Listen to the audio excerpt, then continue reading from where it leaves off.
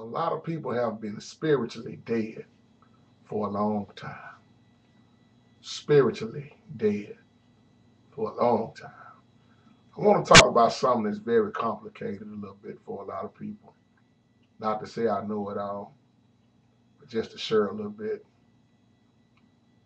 What is the meaning of the valley of dry bones in Ezekiel 37? Now, we all know about prophet Ezekiel, his visions.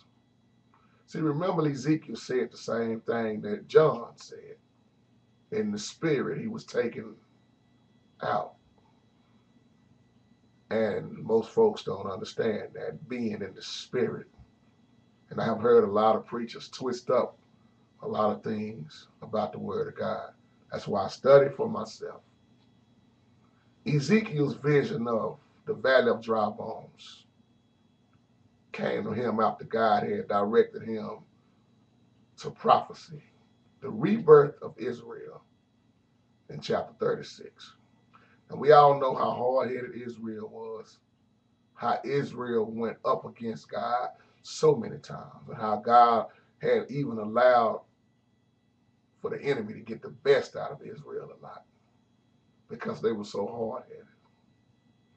God had just announced through the prophet that Israel will be restored to her land and blessing under the leadership of who? The leadership of King David. He shall be the king over them. Now, when you look at Ezekiel 37, what is really going on here? What is really going on here? Now, I like to say it like this. The good Lord transported Ezekiel, not literally, just like he did John. Not literally, but in a vision. And in this vision, prophet Ezekiel sees a valley of, this big valley full of dry bones.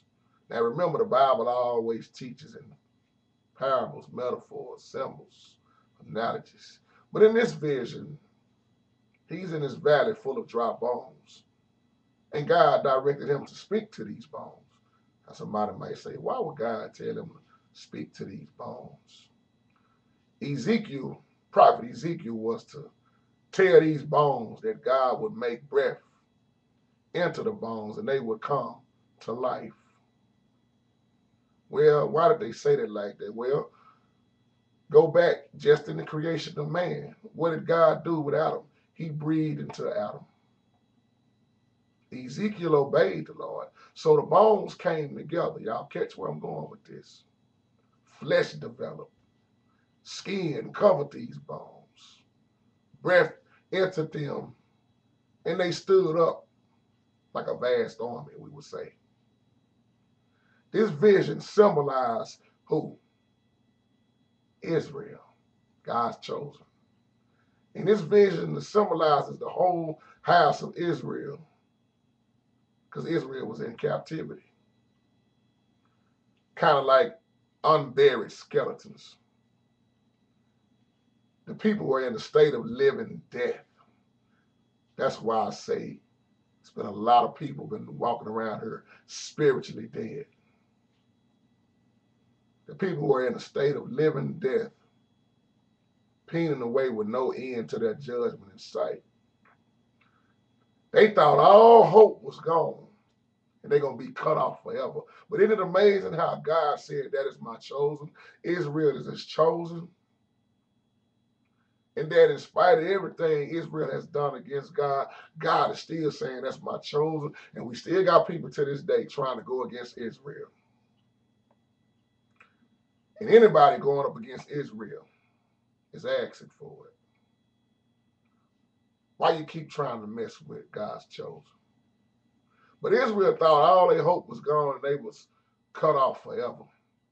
And the surviving Israelites, y'all feel me, felt their national hopes had been dashed and the whole nation had died in the flame of who? Well, who attacked them? Babylon.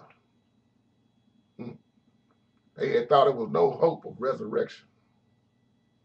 See, the reviving of the dry bones signify God's plan for Israel's future. This is a great vision to me. This vision right here, it also shows us importance that Israel knew life depended on God's power and not the circumstances of the people. Putting breath, breathing into them by God's spirit in the bones showed that God would not only restore them. See, He's not going to only restore Israel physically, but spiritually as well. Now, let's pause right there. Well, matter of fact, I'm through on that. How many people are walking around here spiritually dead? Some people ain't gonna never know the truth because they won't study. How many preachers are spiritually dead? How many churches are all the way spiritually dead? And God want to breathe into these churches. He want to wake up and stand up these dry bones. See, it's an old saying, I don't want no rocks crying out for me. It's a lot of dead bones around here. A lot of jacked up people calling themselves Christians. So when you look at this whole thing, God in the spirit, He transported Ezekiel literally. Probably not literally in his vision, but that's why I say not literally, because he says it was in the vision. Just like John was in the spirit of the Lord's day. And when you get outside of your mind, I like to say, and focus on God, just like we have dreams. And when you are in a dream, it's just like you was there. You can see, you can explain certain things, and some things you can't even remember.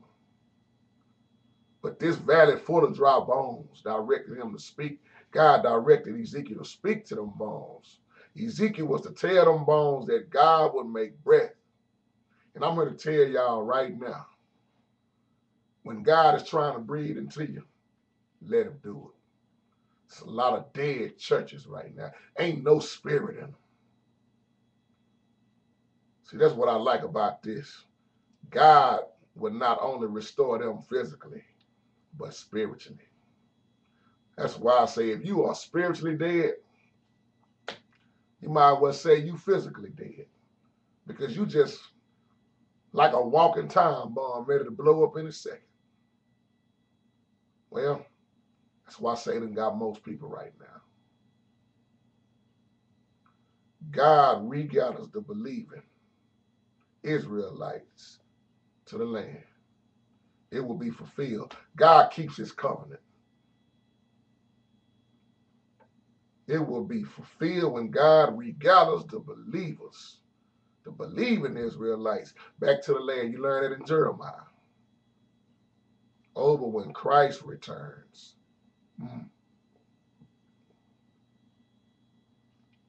When Christ returns, which is a lot of people ain't on guard. They don't care about the return. If we could be like Ezekiel and obey God. This is why a lot of preachers be talking about they went to heaven and came back. So many people miss when they say, when I'm in the spirit on the Lord's day, I was taken away, or in this vision.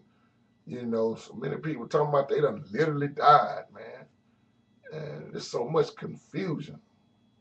See, that vision, once again, this vision symbolizes the whole house of Israel.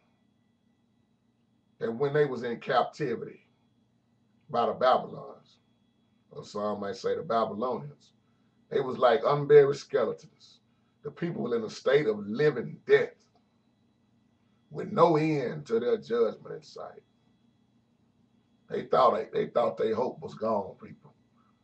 It was gone. They was cut off forever. See, one thing you don't want God to do is cut you off forever. And with that being said, I'll let you meditate on that. God bless.